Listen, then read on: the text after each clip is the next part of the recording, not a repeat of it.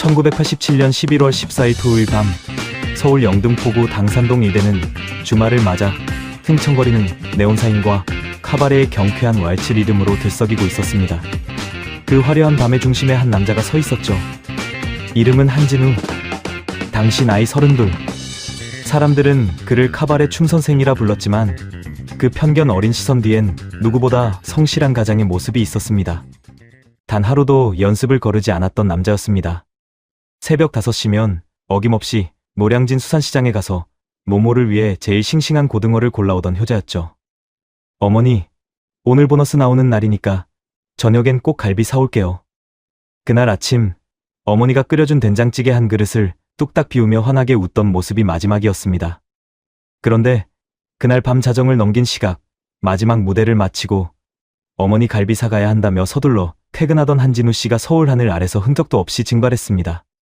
그렇게 5년이라는 세월이 흘렀습니다. 사람들의 기억 속에서 춤선생 한진우는 그저 여자 따라 도망간 건달이라는 낙인이 찍힌 채 조용히 잊혀져 갔죠. 경찰 기록철엔 가출인이라는 분류표가 붙었고 노모는 우리 아들은 그럴 애가 아니다며 매일 밤 대문 앞에서 기다렸지만 아무도 귀 기울이지 않았습니다.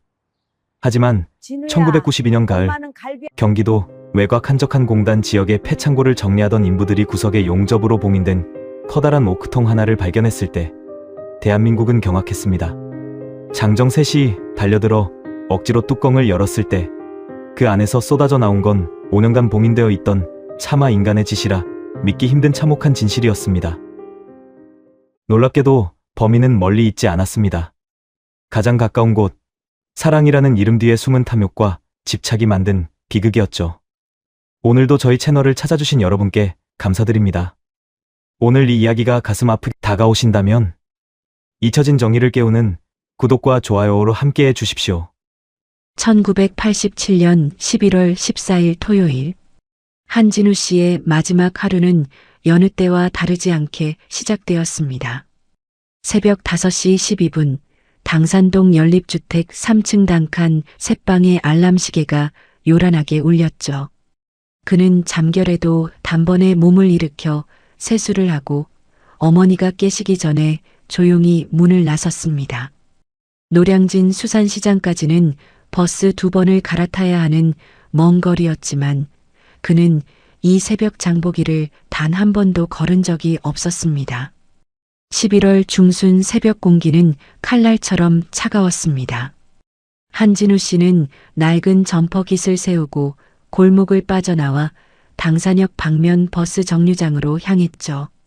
당시만 해도 영등포 일대는 공장 굴뚝 연기가 자욱했고 새벽이면 출근하는 공원들로 버스가 만원이었던 시절이었습니다. 오전 5시 47분 58번 버스를 타고 노량진역까지 간 뒤 다시 마을버스로 갈아타 수산시장 앞에 도착한 시각은 오전 6시 18분경이었습니다. 이미 시장은 새벽부터 분주했죠. 아지트 상인들의 호객 소리, 얼음 깨는 소리, 생선 비린내와 바닷물 냄새가 뒤섞인 그 특유의 활기가 가득했던 겁니다. 수산시장 3번 통로 가판대를 운영하던 김복순 씨의 증언에 따르면 한진우 씨는 그날도 어김없이 오전 6시 20분경 자신의 가판대 앞에 섰다고 합니다. 아주머니, 오늘도 고등어 좀 주세요. 싱싱한 걸로 2마리만요. 김복순 씨는 그가 늘 예의 바르고 말투가 공손했다고 기억했습니다. 다른 손님들은 값을 깎으려 아우성이었지만 한진우 씨는 단 한 번도 가격 흥정을 한 적이 없었다고 하죠. 어머니가 고등어를 제일 좋아하세요. 이 집 고등어가 제일 맛있다고 하시거든요. 그는 지갑에서 1,000원짜리 2장을 꺼내며 환하게 웃었습니다. 그러고는 오늘 보너스 타면 다음엔 꽃게도 사드릴 거예요라며 비닐봉지를 들고 발걸음을 재촉했죠. 김복순 씨는 그 뒷모습을 보며 참 효자네. 저런 아들 둔 부모는 복 받았다고 생각했다고 합니다. 오전 7시 35분 집으로 돌아온 한진우 씨는 싱크대에서 고등어를 손질하기 시작했습니다. 비늘을 벗기고 내장을 제거하는 솜씨가 제법 능숙했죠. 어머니 박순자 씨가 부엌에 들어섰을 때 이미 석쇠 위에선 고등어가 지글지글 구워지고 있었습니다. 아이고, 우리 아들이 벌써 다 해놨네. 어머니, 앉으세요. 제가 오늘 아침 차려드릴게요. 한진우 씨는 어머니를 밥상 앞에 앉히고 갓 구운 고등어 한 토막을 정성스레 접시에 담았습니다. 된장찌개, 배추김치, 그게 전부였지만 두 모자의 식탁은 따뜻했죠. 어머니, 사장님이 오늘 3개월치 보너스를 몰아서 준대요. 30만 원이나 된대요. 당시 30만 원은 적지 않은 금액이었습니다. 보통 가정의 한 달 생활비가 15만 원 정도 하던 시절이었거든요. 저녁엔 진짜 갈비 사올 테니까 일찍 저녁 굶지 마세요. 꼭 기다리고 계셔야 해요. 어머니는 그래, 우리 아들 효자네. 내가 건강하고 잘 있으면 그걸로 족하다 하며 아들의 머리를 쓰다듬어 주셨습니다. 한진우 씨는 밥 한 그릇을 뚝딱 비우고 평소처럼 어머니 다녀오겠습니다라는 인사를 남기고 오전 8시 15분경 집을 나섰죠. 그날 오후 일정은 비교적 한가했던 것으로 파악됩니다. 토요일 낮 시간대는 손님이 많지 않았거든요. 한진우 씨가 근무하던 로얄 카바레는 영등포역 인근 번화가에 위치한 중형 규모의 유흥업소였습니다. 1980년대 당시만 해도 카바레는 중산층 이상의 남성들이 즐겨 찾던 사교 공간이었죠. 카바레 동료였던 댄서 김영미 씨의 기억에 따르면 한진우 씨는 오후 2시쯤 출근해서 평소처럼 홀 구석 연습실에서 묵묵히 스텝을 연습하고 있었다고 합니다. 진우 씨는 원래 말수가 적은 편이었어요. 다른 남자 댄서들은 쉬는 시간에 담배 피우고 화투 치느라 정신없었는데 진우 씨만큼은 항상 거울 앞에서 혼자 스텝을 밟고 있었죠. 그런데 그날따라 콧노래까지 흥얼거리더라고요. 김영미 씨는 그가 부르던 곡이 빈 왈츠였다고 기억했습니다. 아마도 보너스 생각에 기분이 들떠 있었던 게 아닌가 싶다고 했죠. 오후 5시 30분 카바레 영업이 본격적으로 시작되었습니다. 주말 저녁이라 손님들이 하나둘 몰려들기 시작했죠. 한진우 씨는 평소처럼 단정한 검은색 턱시도에 나비 넥타이를 메고 홀에 나섰습니다. 그의 파트너는 대부분 단골 여성 고객들이었는데 특히 재력 있는 중년 여성들 사이에서 인기가 좋았다고 합니다. 진우 씨는 춤을 정말 잘 췄어요. 리드가 부드럽고 배려심이 깊었죠. 그래서 손님들이 지명을 많이 했던 겁니다. 오후 7시부터 9시까지 한진우 씨는 쉴 틈 없이 손님들과 춤을 췄습니다. 땀에 젖은 셔츠를 갈아입을 정도였죠. 그런데 오후 9시 42분경 상황이 달라졌습니다. 당시 카바레 웨이터로 일하던 이상철 씨는 이렇게 진술했습니다. 고급 흰색 그랜저 승용차가 카바레 정문 앞에 섰어요.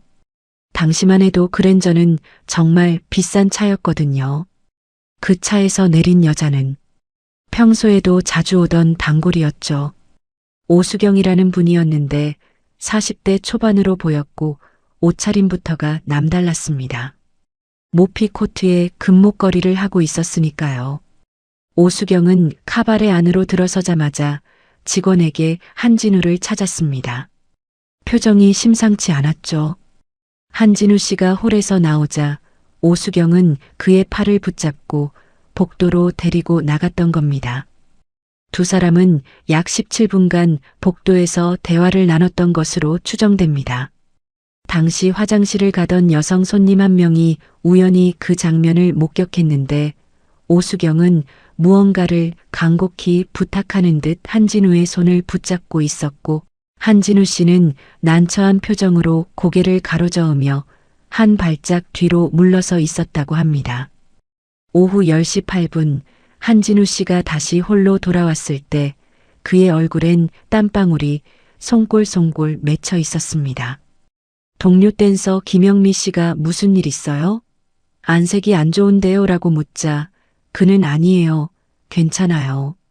그냥 좀 더운 것 같아요. 라며 억지로 미소를 지었다고 하죠. 하지만 그 뒤로 한진우 씨는 평소와 달리 산만해 보였습니다. 손님과 춤을 추면서도 자꾸 시계를 확인했고 스텝을 한두 번 실수하기도 했던 겁니다. 자정 직전인 오후 11시 52분, 한진우 씨는 사장실로 들어가 사장 최동식 씨에게 다가갔습니다. 최동식 씨의 증언에 따르면 한진우 씨는 평소처럼 공손하게 인사를 하고 보너스 봉투를 받았다고 합니다. 사장님 감사합니다. 덕분에 어머니께 좋은 것 좀 사드릴 수 있겠습니다. 자네 효자라더니 진짜 그렇네.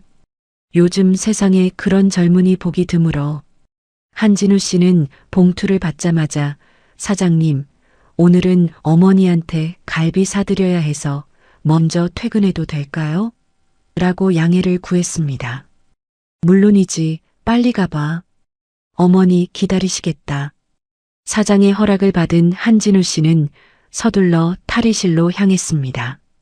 턱시도를 벗고 평소 입던 검은색 점퍼로 갈아입었죠. 그리고 오전 12시 18분경 보너스 봉투를 안주머니에 넣고 카바레를 나섰습니다. 그게 마지막이었습니다. 당산동 카바레에서 한진우 씨의 집까지는 걸어서 약 23분 거리였습니다. 도중에 24시간 영업하는 정육점이 하나 있었죠. 그곳 주인 박철수 씨는 그날 밤 12시 반쯤 젊은 남자가 갈비 2인분을 포장해 달라고 했다고 기억했지만 얼굴까지는 확실히 기억하지 못했습니다. 하지만 한진우 씨는 집에 도착하지 못했습니다. 어머니 박순자 씨는 새벽 1시, 2시, 3시까지 대문 앞에 앉아 기다렸지만 아들은 돌아오지 않았던 겁니다. 단 23분 거리, 그 짧은 골목길 어딘가에서 한진우 씨에겐 무슨 일이 벌어진 걸까요? 1987년 11월 15일 일요일 오전 8시 47분, 영등포 경찰서에 한 통의 실종 신고가 접수되었습니다. 신고자는 박순자 씨, 당시 68살이었죠. 떨리는 목소리로 우리 아들이 어젯밤부터 안 들어왔다고 말했지만 접수를 받던 경찰관의 반응은 시큰둥했습니다. 어머니, 성인 남자가 하룻밤 안 들어온 건 실종이 아니에요. 친구 만나서 술 마시고 자는 경우도 많으니까 좀 더 기다려보세요. 하지만 박순자 씨는 물러서지 않았습니다. 우리 애는 그런 애가 아닙니다. 단 한 번도 연락 없이 밤을 샌 적이 없어요. 어제 갈비 사온다고 했는데 뭔가 잘못된 겁니다. 결국 오전 10시 15분경 순찰차 한 대가 현장으로 출동했습니다. 담당은 당시 영등포서 형사과 소속이었던 최강수 경위와 김태영 경사였죠. 두 형사는 한진우 씨의 집과 카바레 사이 동선을 따라 예비조사를 시작했던 겁니다. 가장 먼저 들른 곳은 로얄 카바레였습니다. 사장 최동식 씨는 한진우가 어젯밤 12시 18분에 퇴근했다고 증언했고 동료 직원들도 평소와 다를 게 없었다고 입을 모았습니다. 단 댄서 김영미 씨만이 오후 9시쯤 오수경이라는 단골 손님과 복도에서 뭔가 심각하게 얘기를 나눴다는 정황을 전했죠. 그 오수경이라는 사람 어디 사는지 아십니까? 글쎄요. 강남 쪽에 산다고 들었는데 정확한 주소는 몰라요. 손님 신상은 저희가 함부로 물어볼 수도 없고요. 오후 1시 32분 형사들은 24시간 정육점을 방문했습니다.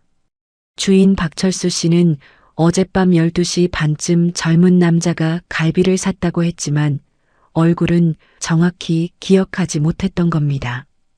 워낙 손님이 많아서요. 그때가 주말 심야 시간대라 취객들이 많이 들락거릴 때거든요. 그렇다면 한진우 씨가 정육점에서 갈비를 샀다는 가정하에 그 이후 집까지는 고작 12분 거리였습니다. 형사들은 그 짧은 구간을 샅샅이 뒤졌죠. 좁은 골목길, 공사장 펜스 뒤, 주차된 차량 사이까지 모두 확인했지만 단서는 전혀 발견되지 않았습니다. 당시는 CCTV도 없던 시절이었습니다. 블랙박스라는 개념조차 없었죠. 목격자 진술에만 의존해야 하는 수사였던 겁니다. 오후 4시 형사들은 인근 파출소와 병원에 협조 공문을 발송했습니다. 교통사고나 응급환자로 이송된 사례가 있는지 확인하기 위해서였죠. 하지만 그날 밤 한진우 씨의 인상착의와 일치하는 사고 기록은 단 한 건도 없었습니다. 11월 16일 월요일 실종 신고 이틀째가 되자 상황은 심각해졌습니다. 박순자 씨는 아들의 사진을 들고 동네 곳곳을 돌아다니며 우리 아들 못 봤냐고 물어봤지만 아무도 본 사람이 없었던 겁니다. 오전 11시 경찰은 본격적인 수색 작업에 돌입했습니다. 영등포구 일대 공터, 한강 둔치, 폐건물까지 인력을 투입해 뒤졌죠. 소방서에도 협조를 요청해 한강 수색까지 진행했지만 어떤 흔적도 발견되지 않았습니다. 그런데 바로 그날 오후 3시 20분경 로얄 카바레에 한 여성이 나타났습니다. 오수경이었습니다. 그녀는 눈이 퉁퉁 부어 있었고 얼굴엔 화장기라곤 전혀 없었죠. 평소 화려하던 모습과는 너무나 달랐던 겁니다. 카바레 직원들이 놀라 사모님 무슨 일이세요? 라고 묻자 그녀는 그 자리에서 주저앉아 울음을 터뜨렸습니다. 진우 씨가 사라졌다면서요? 제가 그날 밤 붙잡았어야 했는데 제가 미안해서 어떡해요. 직원들은 당황했습니다. 오수경과 한진우가 그저 손님과 댄서 사이인 줄만 알았는데 그녀의 반응은 마치 연인을 잃은 사람 같았으니까요. 사모님 진정하세요. 무슨 일이 있었던 겁니까? 오수경은 한참을 흐느끼다가 이렇게 말했습니다. 저는 진우 씨를 사랑했어요. 그날 밤 제가 이혼한다고 저랑 같이 살자고 했는데 진우 씨가 거절했어요. 어머니를 버릴 수 없다고. 그래서 제가 화를 내고 그냥 가버렸거든요. 그게 마지막이 될 줄은 진짜 몰랐어요. 카바레 사장이 급히 경찰에 연락했고 최강수 경위가 출동했습니다. 그는 오수경을 별도 공간으로 데리고 가 진술을 받았죠. 오수경의 진술은 이랬습니다. 저는 남편과 사별했어요. 결혼 생활이 파탄난 지는 이미 오래됐고요. 진우 씨는 제게 유일한 위로였어요. 그래서 그날 밤 용기를 내서 같이 살자고 했던 건데 진우 씨는 노모를 모시고 있어서 안 된다고 했어요. 저는 섭섭해서 그냥 차를 몰고 집으로 갔어요. 그게 밤 10시 반쯤이었을 거예요. 그럼 그 이후로 한진우 씨를 본 적이 없다는 겁니까? 네. 정말 없어요. 저도 찾고 싶어요. 제발 찾아주세요. 오수경은 진술하는 내내 눈물을 멈추지 않았습니다. 형사들은 그녀의 알리바이를 확인했죠. 그녀가 운전하던 흰색 그랜저는 자택 주차장에 그대로 있었고 경비원의 증언에 따르면 11월 14일 밤 10시 50분경 입차했다고 확인되었습니다. 강남에서 영등포까지는 차로 약 25분 거리였습니다. 시간상으로 그녀가 한진우 씨를 해칠 여유는 없어 보였죠. 11월 18일 경찰은 대대적인 공개 수배에 들어갔습니다. 한진우 씨의 사진이 신문 사회면에 실렸고 TV 뉴스에서도 짧게 보도되었죠. 서울 영등포구에서 30대 남성이 실종되었습니다. 키 173cm, 마른 체격에 검은색 점퍼를 입고 있었다고 하는데요. 하지만 제보는 거의 들어오지 않았습니다. 며칠 뒤 비슷한 사람을 봤다는 신고가 두어 건 있었지만 모두 오인이었던 겁니다.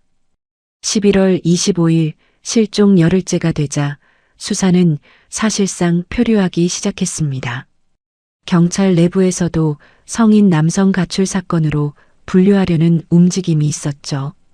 당시만 해도 카바레 춤선생은 사회적으로 곱지 않은 시선을 받던 직업이었습니다. 솔직히 말해서 그쪽이라는 사람들 여자 문제로 도망가는 경우 많잖아요. 일부 경찰관들은 이렇게 속닥였지만 담당 형사 최강수 경위만은 고개를 저었습니다. 이 사건 뭔가 석연치 않아. 효자로 소문난 사람이 어머니 버리고 도망갈 리가 없어. 12월 3일 경찰은 마지막으로 한강 수중 수색을 실시했습니다. 하지만 역시 아무것도 발견되지 않았죠. 결국 사건은 미제로 남았습니다. 단서도 목격자도 시신도 없는 완벽한 증발이었던 겁니다. 그리고 그 뒤로 오수경은 매주 한 번씩 카바레를 찾아와 한진우의 빈자리를 바라보며 눈물을 흘렸습니다. 사람들은 그녀를 불쌍한 여자라고 동정했죠. 하지만 5년 뒤 그 눈물의 진실이 밝혀질 줄은 아무도 몰랐습니다. 1987년 12월 말 한진우 씨 실종 사건은 서서히 사람들의 기억 속에서 잊혀져 갔습니다. 경찰은 사건을 가출인 파일로 분류했고 수사는 사실상 중단되었죠. 로얄 카바레에선 새로운 남자 댄서가 한진우의 자리를 대신했고 손님들도 더 이상 그의 이름을 입에 올리지 않았습니다. 하지만 단 한 사람, 오수경만은 달랐습니다. 1988년 1월 초 오수경은 중앙일보 전면 광고를 냈습니다. 사랑하는 진우 씨, 어디 계신가요? 돌아와 주세요라는 문구와 함께 한진우의 사진이 크게 실렸죠. 광고비만 당시 돈으로 180만 원이 들었다고 합니다. 저 여자 진심으로 사랑했나 봐. 돈도 많은데 저렇게까지 하다니. 사람들은 오수경의 애절함에 동정을 보냈습니다. 심지어 로얄 카바레 직원들은 한진우가 저런 여자를 차버렸으니 벌 받은 거 아니냐는 말까지 했죠. 하지만 그로부터 불과 2달 뒤인 1988년 3월 오수경의 태도는 180도 달라졌습니다. 카바레 출입이 뚝 끊긴 겁니다. 매주 한 번씩 찾아와 눈물 흘리던 그녀가 갑자기 자취를 감췄죠. 직원들이 전화를 걸어도 바쁘다며 통화를 거절했습니다. 무슨 일이 있었던 걸까요? 당시 강남구청 상권 등록 기록을 보면 오수경은 1988년 3월 17일 압구정동에 고급 의류 부티크를 오픈했습니다. 상호명은 수경 패션. 임대료만 월 350만 원이 넘는 초호화 매장이었죠. 개업식 날 그녀는 화려한 샤넬 정장을 입고 샴페인 잔을 들며 환하게 웃었습니다. 눈물에 젖어있던 2달 전의 모습은 온데간데 없었던 겁니다. 사모님, 한진우 씨는 어떻게 되셨어요? 개업식에 참석한 지인 하나가 조심스럽게 물었지만 오수경의 대답은 차갑기만 했습니다. 그분은 이제 잊어야죠. 저도 제 인생을 살아야 하니까요. 그녀의 사업은 승승장구했습니다. 압구정 부티크가 자리를 잡자 1989년 6월엔 청담동에 2번째 매장을 열었죠. 당시 청담동은 한국 최고 부촌으로 떠오르던 지역이었습니다. 1990년 봄 오수경은 더 큰 그림을 그렸습니다. 강남구 논현동에 5층짜리 상가 건물을 매입한 겁니다. 매입가는 당시 돈으로 12억 원, 현금으로 일시불 결제했다고 합니다. 저 여자 돈이 어디서 나오는 거야? 부동산 중개업자들 사이에서도 소문이 돌았죠. 오수경의 남편은 이미 1985년에 사망했고 상속받은 재산도 그리 많지 않았다는 게 알려져 있었거든요. 하지만 오수경은 여유만만했습니다. 주변 사람들에게 이렇게 말했죠. 진우 씨가 사업 자금을 미리 저한테 맡겨놨어요. 그걸로 투자한 거예요. 어떻게 보면 진우 씨 덕분이죠. 죽은 사람의 이름을 팔아 자신의 탐욕을 포장한 겁니다. 1991년 오수경의 삶은 절정에 달했습니다. 논현동 건물 1층엔 본인이 직접 운영하는 고급 레스토랑을 열었고 2층부터 4층까지는 임대를 주어 월 1200만 원의 임대 수입을 올렸죠. 5층은 본인의 사무실 겸 응접실로 꾸몄습니다. 그녀는 고급 승용차를 벤츠로 바꿨고 강남의 사교 모임에 단골로 참석하기 시작했습니다. 골프를 배우고 해외여행을 다니며 화려한 생활을 즐겼죠. 오수경 사장님은 정말 수완이 좋으세요. 백화점 명품 매장 단골이시래요. 사람들은 그녀를 강남 여사업가로 추켜 세웠습니다. 5년 전 카바레에서 울던 그 여자를 기억하는 사람은 이제 아무도 없었죠. 하지만 그 화려한 표면 아래엔 어둠이 있었습니다. 오수경에겐 그림자처럼 따라다니는 남자가 한 명 있었습니다. 이름은 김철수, 당시 38살이었죠. 그는 오수경의 건물 관리인으로 일했지만 그 관계는 단순한 고용 관계가 아니었습니다. 건물 세입자들의 증언에 따르면 김철수는 오수경이 부를 때마다 즉각 달려왔고 밤늦은 시간에도 5층 사무실에 출입했다고 합니다. 저 사람 뭐 하는 사람이에요? 글쎄요. 관리인이라기엔 사모님이랑 너무 가까운 것 같던데요. 세입자들은 수군거렸지만 김철수의 정체를 아는 사람은 없었습니다.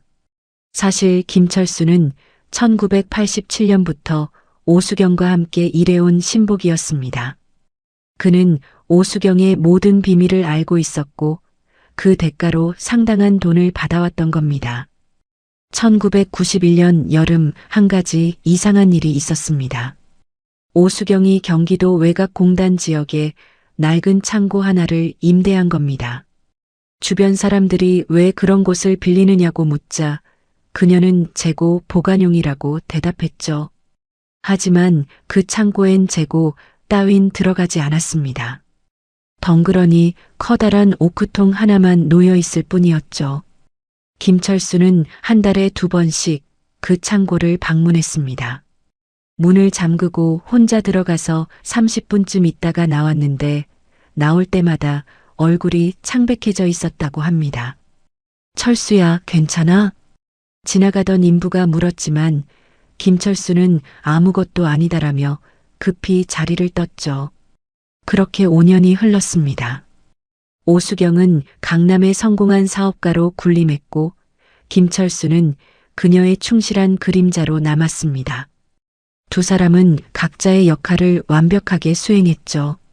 한진우 씨의 어머니 박순자 씨는 1990년 겨울 뇌졸중으로 쓰러졌습니다.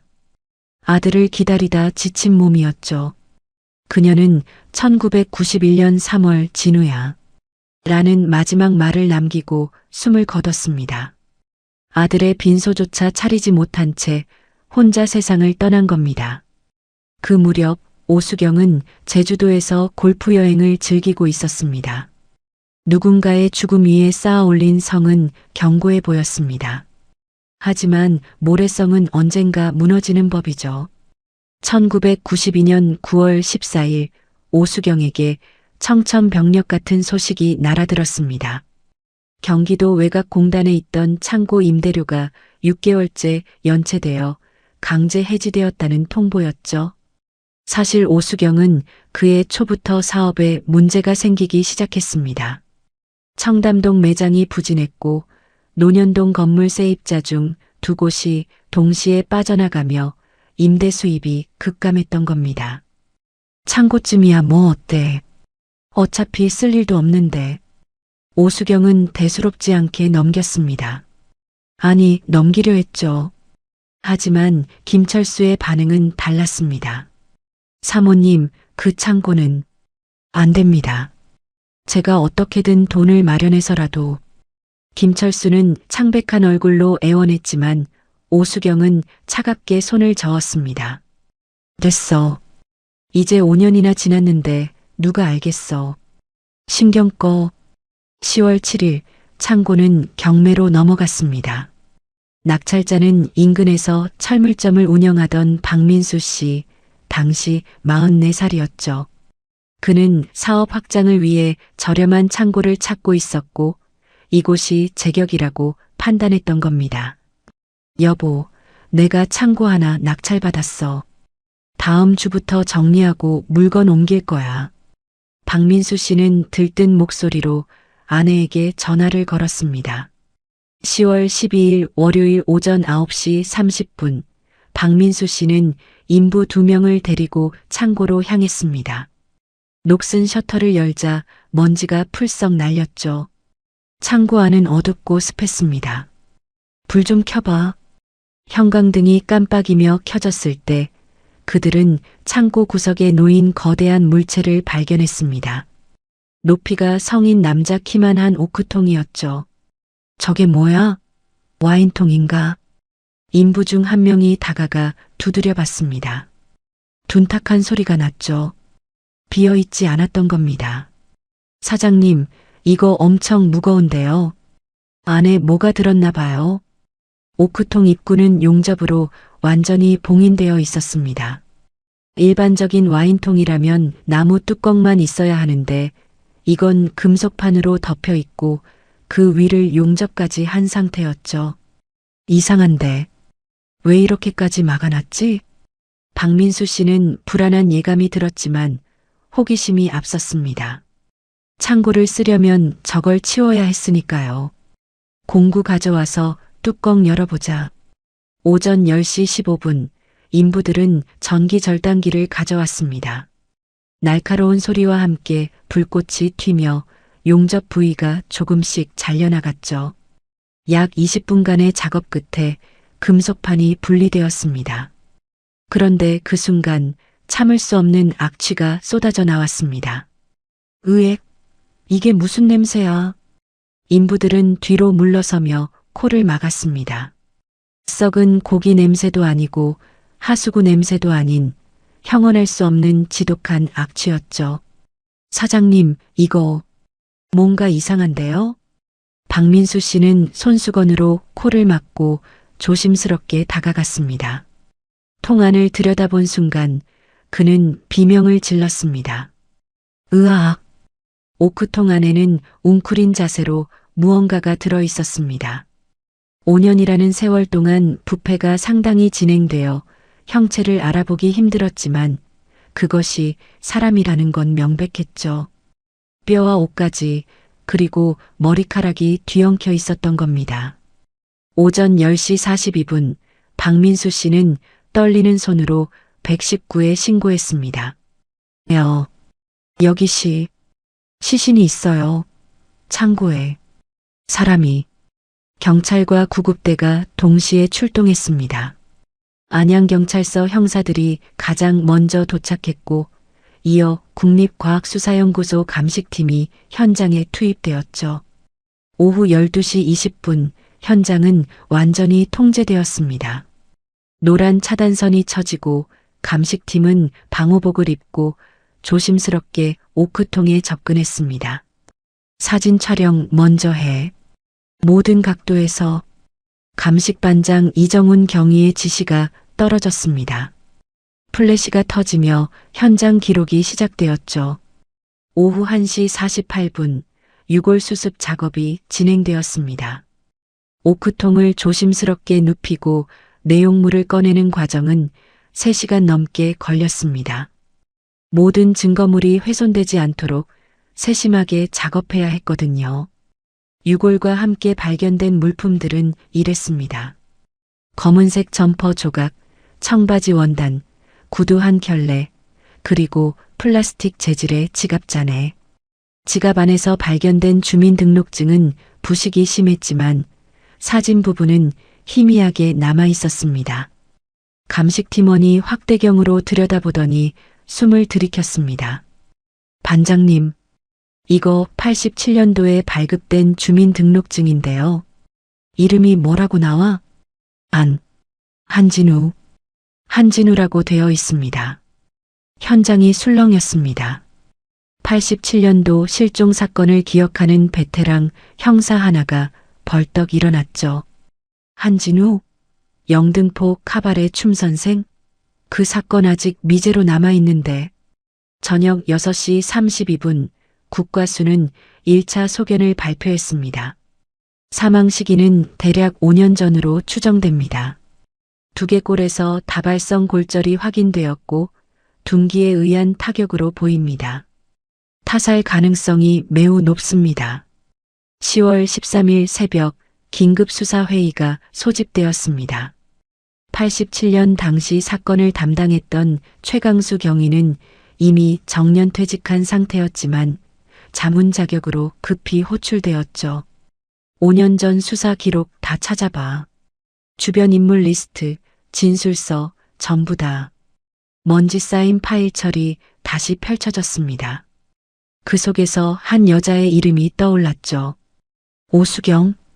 이 여자 지금 어디 있어? 강남에서 사업한다고 하던데요. 확인해 보겠습니다. 5년간 봉인되어 있던 진실이 세상 밖으로 나오기 시작했습니다. 1992년 10월 13일 오전 9시 서울 서초구 국립과학수사연구소 한진우 씨의 유골이 부검실로 옮겨졌습니다. 담당은 당시 국과수 법의학과장이었던 송기철 박사였죠. 그는 20년 경력의 베테랑이었지만 오크통 안에서 5년간 밀폐되어 있던 시신은 그에게도 처음이었습니다. 부패가 상당히 진행되었지만 밀폐 상태였기 때문에 오히려 증거가 보존된 측면도 있습니다. 송 박사는 조수들에게 설명하며 신중하게 작업을 시작했습니다. 가장 먼저 주목한 건 두개골이었습니다. 후두부에서 방사형으로 퍼진 골절선이 뚜렷하게 관찰되었죠. 이건 한 번의 강력한 타격으로 생긴 손상이 아니었습니다. 타격 지점이 최소 3군데입니다. 첫 번째 타격으로 쓰러진 뒤 추가 타격이 가해진 것으로 보입니다. 송 박사는 확대경으로 골절 부위를 자세히 들여다봤습니다. 그리고 미세한 금속 파편을 발견했죠. 이거 청동 재질인데요? 감식팀은 즉시 그 파편을 채취해 성분 분석에 들어갔습니다. 오후 3시 22분 분석 결과가 나왔습니다. 청동 78%, 아연 15%, 주석 7%. 이 비율은 1980년대 고급 장식품에 주로 사용되던 합금 성분과 일치했던 겁니다. 잿더리나 화병 같은 무거운 장식품일 가능성이 높습니다. 10월 14일 두 번째 분석이 진행되었습니다. 의류 섬유 감식이었죠. 유골에서 발견된 검은색 점퍼는 심하게 부식되어 있었지만 안감 부분은 비교적 온전했습니다. 감식팀은 섬유 조직을 채취해 현미경으로 관찰했죠. 폴리에스터 혼방 원단입니다. 1980년대 중반 국내에서 생산된 저가형 점퍼에 많이 쓰였던 재질이에요. 점퍼 안주머니에서 중요한 물건이 하나 더 발견되었습니다. 플라스틱 봉투 조각이었는데 정육점 박간애라는 글씨가 희미하게 남아 있었던 겁니다. 수사팀은 즉시 영등포 일대 정육점을 조사했습니다. 1987년 당시 박간애 정육점을 운영하던 박철수 씨를 찾아낸 건 10월 15일 오전이었죠. 예, 우리 집 포장 봉투 맞습니다. 87년도에 쓰던 거예요. 요즘은 디자인이 바뀌었는데. 이로써 한진우 씨가 실종 당일 실제로 갈비를 구입했다는 사실이 물증으로 확인되었습니다. 하지만 정작 갈비는 오크통 안에 없었죠. 범인이 처리한 것으로 추정되었습니다. 10월 16일 가장 중요한 분석이 시작되었습니다. 오크통 내부 감식이었습니다. 오크통은 높이 185cm, 지름 95cm짜리 대형 와인 숙성통이었습니다. 프랑스제로 추정되었고 1980년대 초반 국내에 수입된 고가 제품이었죠. 이런 통을 개인이 소유하고 있었다는 건 와인 사업을 하거나 수입업에 종사했을 가능성이 높습니다. 감식팀은 오크통 내부를 정밀 조사했습니다. 그리고 바닥면에서 결정적 증거를 발견했죠. 지문이었습니다. 5년이라는 세월에도 불구하고 오크통 내부는 밀폐되어 있었기 때문에 지문이 비교적 선명하게 남아 있었던 겁니다. 총 3개의 서로 다른 지문이 검출되었습니다. 첫 번째 지문은 피해자 한진우의 것입니다. 주민등록 등록 지문과 일치합니다. 두 번째 지문은 미확인입니다. 데이터베이스에 등록된 전과자 지문과는 매칭되지 않네요. 세 번째 지문은 감식팀원이 컴퓨터 화면을 들여다보다가 멈춰섰습니다. 87년도 한진우 실종 사건 당시 참고인 조사에서 채취한 지문 기록이 있습니다. 김철수, 당시 33. 로얄 카바레에서 자벽부로 일하던 사람입니다. 회의실이 술렁였습니다. 김철수라는 이름은 87년 수사 기록에도 등장했던 인물이었죠. 당시 그는 한진우를 본 적 없다고 진술했었습니다. 그럼 이 사람이 범인입니까? 아직 단정할 순 없습니다. 하지만 오크통 안에 그의 지문이 있다는 건 최소한 시신 6위에 관여했다는 뜻입니다. 10월 17일 추가 분석 결과가 나왔습니다. 오크통 외부에서 채취한 용접 흔적 분석이었죠. 용접은 전문가 수준은 아닙니다. 아마추어가 급하게 작업한 흔적이 보여요. 용접봉 종류로 봐서는 1987년 당시 시중에서 쉽게 구할 수 있던 일반 용접봉입니다. 이는 범행이 치밀하게 계획된 게 아니라 살해 후 급조된 것일 수 있음을 시사했습니다. 10월 18일 오후 국과수는 종합소견서를 작성했습니다. 피해자 한진우는 둔기에 의한 후두부 다발성 골절로 사망한 것으로 판단됩니다. 사망 시각은 1987년 11월 14일 자정 이후로 추정되며 사망 직후 또는 수시간 내에 오크통에 유기된 것으로 보입니다. 같은 날 저녁 수사본부는 긴급 회의를 열었습니다. 참석자는 안양경찰서 수사과장, 서울 영등포서, 형사들, 그리고 87년 사건 담당자였던 최강수 전 경위까지 모두 모였죠. 오수경과 김철수, 이 둘을 동시에 소환합시다. 오수경은 87년 당시 알리바이가 있었습니다. 자택에 밤 10시 50분 입차 기록이 있었고 최강수 전 경위가 끼어들었습니다. 그 알리바이 저도 의심스러웠습니다. 그랜저는 알리바이를 만들기 위해 강남 자택에 세워졌을 가능성이 큽니다. 실제 이동은 다른 차량이었을 수 있습니다. 그럼 오수경은 그 시각에 다른 곳에 있었다? 한진우를 기다리고 있었을 가능성이 큽니다.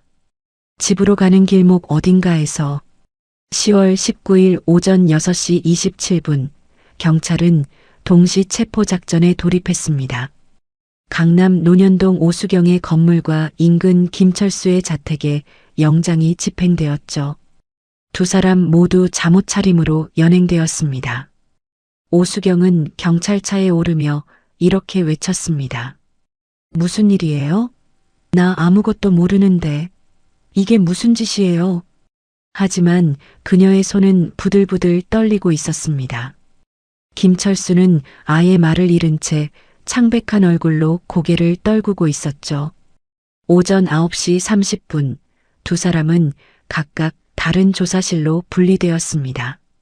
5년간 완벽하게 숨겨왔다고 믿었던 비밀이 과학 앞에 무너지기 시작한 겁니다. 1992년 10월 19일 오전 9시 30분 안양경찰서 3층 조사실 오수경이 앉아 있었습니다. 그녀는 여전히 침착해 보였습니다. 아침에 급히 연행되어 왔지만 화장기 없는 얼굴에도 불구하고 당당한 자세를 유지하고 있었죠. 저는 변호사가 올 때까지 아무 말도 하지 않겠습니다. 수석 수사관 박정민 경위가 책상 위에 서류 뭉치를 펼쳤습니다. 오수경 씨, 1987년 11월 14일 밤, 당신은 어디에 있었습니까? 이미 5년 전에 다 말했잖아요. 집에 있었다고요. 그날 밤 10시 50분, 당신 차가 강남 자택에 입차했다는 기록이 있죠. 맞습니까? 당연하죠. 박경희는 미소를 지으며 두 번째 서류를 꺼냈습니다. 그런데 이상하네요. 당신 소유 차량 중 폰이 승용차의 계기판 주행 거리 기록을 보면 그날 밤 87km가 추가되어 있습니다. 강남에서 영등포 왕복거리와 거의 일치합니다. 오수경의 얼굴이 굳었습니다. 그건 낮에 다른 곳을 갔다 온 거예요. 어디를요? 기억 안 나요. 5년이나 지난 일인데. 박경희는 세 번째 증거를 제시했습니다. 오크통 내부에서 발견된 청동 파편 사진이었죠. 이 금속 파편, 성분 분석 결과 고급 장식품 재질과 일치합니다. 당신 집에서 압수한 재떨이와 똑같은 합금 비율이에요. 1985년 프랑스에서 한정 생산된 제품이죠.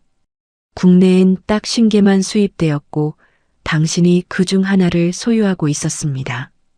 우연이에요. 그런 재떨이 쓰는 사람 많아요. 10명 중 1명이 우연히 살인 사건과 연결될 확률이 얼마나 될까요? 오수경은 입술을 깨물었지만 여전히 부인했습니다. 증거 없이 억지 부리지 마세요. 나는 아무것도 안 했어요. 같은 시각 4층 다른 조사실에서는 김철수가 신문받고 있었습니다. 그는 오수경과 달랐습니다. 연행된 순간부터 이미 무너져 있었죠. 떨리는 손으로 물컵을 들다가 쏟을 정도였습니다. 담당 수사관 이성우 경감이 조용히 물었습니다. 김철수 씨, 5년 동안 힘들었죠? 김철수는 대답하지 않았습니다. 고개만 떨구고 있었죠. 오크통 안에서 당신 지문이 나왔습니다. 벌써 끝났어요. 이제 당신이 선택할 건 하나뿐입니다. 진실을 말하느냐 아니면 모든 걸 혼자 뒤집어 쓰느냐. 김철수의 어깨가 떨렸습니다. 오수경은 지금 아래층에서 모든 걸 당신 탓으로 돌리고 있습니다. 김철수가 혼자 저지른 일이라고 말하고 있어요. 그럴 리가. 당신은 5년 동안 그 여자를 위해 비밀을 지켰습니다. 매달 창고를 찾아가 확인하면서 얼마나 두려웠겠어요. 그런데 그 여자는 당신을 버렸습니다. 김철수의 눈에서 눈물이 흘러내렸습니다. 사모님은 절 버리지 않아요. 창고 임대료 6개월 연체한 거 아십니까? 오수경이 돈이 없어서 그랬을까요? 아니죠. 이제 당신이 필요 없으니까 증거를 방치한 겁니다. 당신더러 알아서 처리하라는 뜻이었어요. 김철수는 고개를 들었습니다. 눈은 충혈되어 있었고 입술은 파랗게 질려 있었죠. 말씀하세요, 김철수 씨. 그날 밤 무슨 일이 있었습니까? 오전 11시 42분, 김철수는 입을 열었습니다. 제가 다 말씀드릴게요. 그의 진술은 이랬습니다.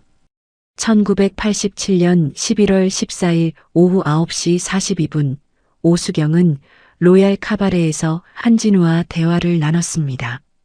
그녀는 이혼하고 함께 살자고 제안했지만 한진우는 단호하게 거절했죠. 사모님, 저는 어머니를 버릴 수 없습니다. 그리고 솔직히 말씀드리면 사모님과 저는 어울리지 않아요. 이제 그만 정리하시죠. 오수경은 그 말에 치를 떨었습니다. 자신이 그토록 많은 돈을 쓰고 정성을 쏟았는데 거절당했다는 사실을 받아들일 수 없었던 겁니다. 그녀는 카바레를 나와 김철수에게 전화를 걸었습니다. 철수야, 당산동 한진우 집 근처로 와. 지금 당장. 김철수는 오수경의 흰색 그랜저를 몰고 영등포로 향했습니다. 오수경은 자신의 검은색 포니 승용차를 직접 운전했죠. 두 대의 차는 한진우의 집 근처 골목에 대기했습니다. 자정을 넘긴 오전 12시 39분경 갈비 포장 봉투를 든 한진우가 골목으로 들어섰습니다. 오수경이 차에서 내려 그를 막아섰습니다. 진우 씨, 잠깐만요. 한진우는 놀란 표정으로 멈춰섰죠. 사모님? 왜 여기 계세요? 마지막으로 한 번만 더 생각해봐요. 나랑 같이 사는 게 그렇게 싫어요? 사모님, 이미 말씀드렸잖아요. 저는 오수경의 얼굴이 일그러졌습니다. 내가 감히 나를 거절해? 내가 너한테 얼마나 많은 돈을 썼는데. 사모님, 저는 돈 때문에 춤을 춘 게 아닙니다. 이제 그만 가시죠. 한진우가 돌아서려는 순간 오수경이 소리쳤습니다. 철수야. 골목 어둠 속에서 김철수가 나타났습니다. 손에는 쇠파이프가 들려 있었죠. 사모님? 김철수는 망설였지만 오수경의 눈빛은 광기로 가득했습니다. 내가 가질 수 없으면 아무도 가질 수 없어. 김철수는 떨리는 손으로 쇠파이프를 휘둘렀습니다. 한진우는 피할 틈도 없이 뒤통수를 맞고 쓰러졌죠. 갈비 봉투가 바닥에 떨어졌습니다. 더 쳐. 확실하게. 오수경의 명령에 김철수는 2번, 3번 더 내리쳤습니다. 한진우는 그 자리에서 숨이 끊어졌죠. 이제 어떡합니까, 사모님. 차 트렁크에 싣고 창고로 가. 두 사람은 시신을 오수경의 포니 승용차 트렁크에 실었습니다. 갈비 봉투는 근처 쓰레기통에 버렸죠. 그리고 경기도 외곽 창고로 향했습니다. 새벽 2시 17분 창고에 도착한 그들은 미리 준비해둔 대형 오크통에 시신을 밀어 넣었습니다. 오수경은 자신의 집에서 가져온 청동 잿더리로 마지막 확인을 하듯 한진우의 머리를 한 번 더 내리쳤죠. 그때 잿더리 모서리가 부러지며 파편이 떨어진 겁니다. 김철수는 서툰 솜씨로 오크통 입구를 금속판으로 막고 용접했습니다. 작업은 새벽 4시까지 걸렸죠. 절대 입 밖에 내지 마. 평생. 오수경의 경고였습니다. 그날 밤 김철수는 미리 강남 자택에 세워둔 그랜저를 경비원에게 노출시켜 알리바이를 완성했습니다. 실제 범행과 시신 유기는 포니, 승용차로 이루어졌습니다. 오수경은 자신의 포니를 타고 다른 길로 귀가했죠. 조사실에서 김철수는 모든 걸 토해내며 울부짖었습니다. 5년 동안 악몽이었어요. 매일 밤 한진우 씨가 꿈에 나왔어요. 오후 3시 15분 수사팀은 김철수의 진술서를 들고 오수경 조사실로 향했습니다. 진술서를 읽은 오수경의 얼굴은 흑빛으로 변했습니다. 거짓말이에요. 김철수가 혼자. 오수경 씨, 끝났습니다. 김철수가 당신 명령 없이 혼자 살인을 저질렀을 리 없습니다. 당신 집에서 압수한 잿더리 파편과 현장 파편이 일치합니다. 오수경은 주저앉았습니다. 5년간 쌓아올린 거짓의 성이 단 하루 만에 무너진 겁니다. 1992년 10월 20일 오수경과 김철수는 살인 및 사체유기 혐의로 정식 구속되었습니다.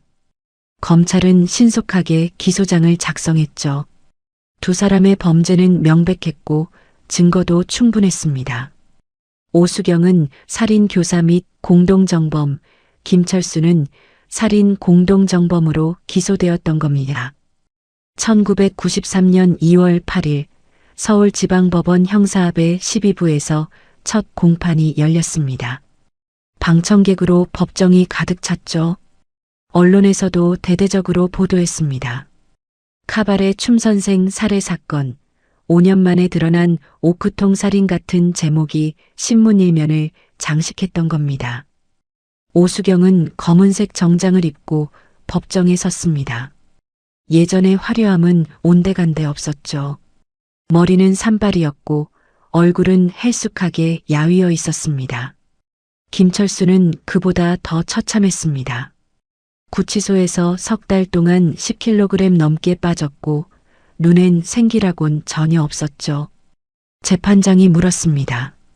피고인 오수경, 공소 사실을 인정합니까? 오수경은 한참을 망설이다가 고개를 저었습니다. 아닙니다. 저는 죽이려고 한 게 아니었습니다. 그럼 어떻게 한 겁니까? 그냥 겁만 주려고 했어요. 김철수가 과잉 대응을 한 겁니다.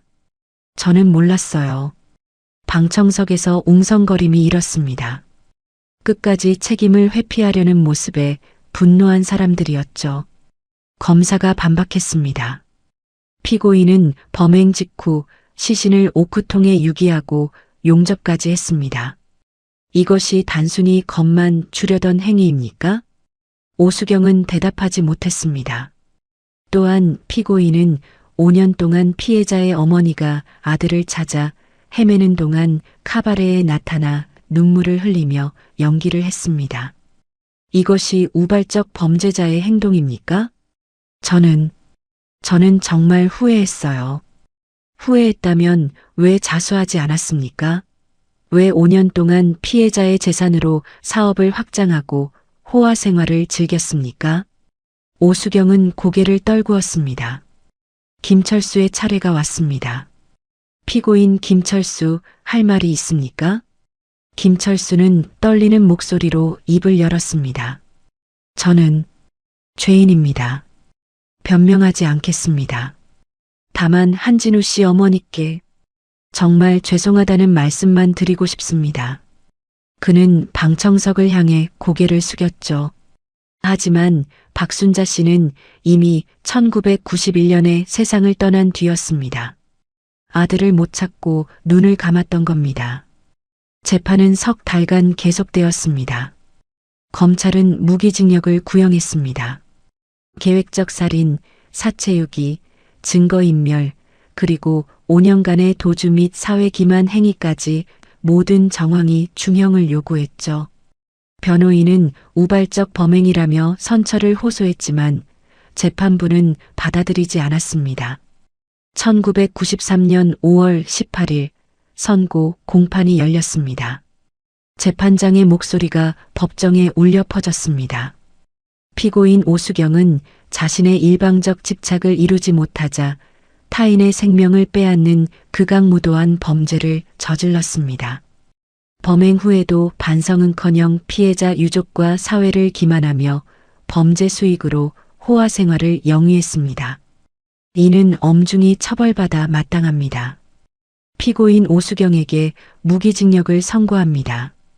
오수경은 그 자리에서 주저앉았습니다. 안 돼요. 안 된다고요. 나는 죽이려던 게 아니었어요. 법정 경위들이 그녀를 부축해 일으켰지만 그녀는 계속 소리쳤죠. 방청석에서는 박수가 터져 나왔습니다. 피고인 김철수는 비록 종범이나 직접 흉기로 피해자를 살해한 실행범입니다. 다만 수사에 협조하고 진심으로 반성하는 태도를 보인 점을 참작하여 징역 25년을 선고합니다. 김철수는 눈물을 흘리며 고개를 숙였습니다. 선고와 함께 두 사람의 재산은 몰수 절차에 들어갔습니다. 오수경이 소유하던 논현동 5층 건물, 압구정 부티크, 청담동 매장, 그리고 각종 예금과 주식까지 모든 재산이 동결되었죠. 총액은 당시 돈으로 약 23억 원에 달했습니다. 검찰은 범죄 수익으로 취득한 재산이라며 전액 몰수를 신청했고 법원은 이를 받아들였습니다.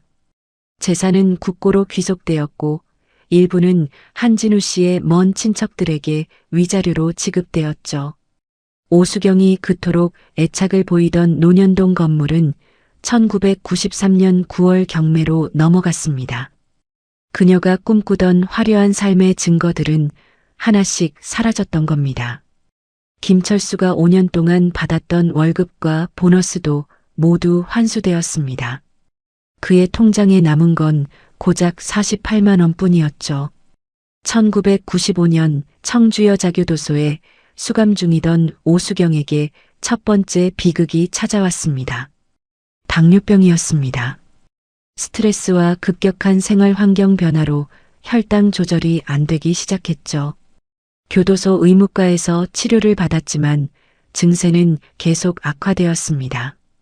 2001년 그녀는 당뇨 합병증으로 한쪽 눈을 실명했습니다.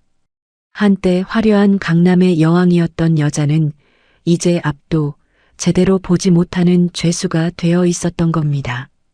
2008년 오수경은 치매 진단을 받았습니다. 자신이 누군지, 왜 여기 있는지조차 기억하지 못했죠. 교도관들이 이름이 뭡니까? 라고 물으면 그녀는 멍하니 허공을 바라볼 뿐이었습니다. 2015년 그녀는 교도소 내 요양동으로 옮겨졌습니다.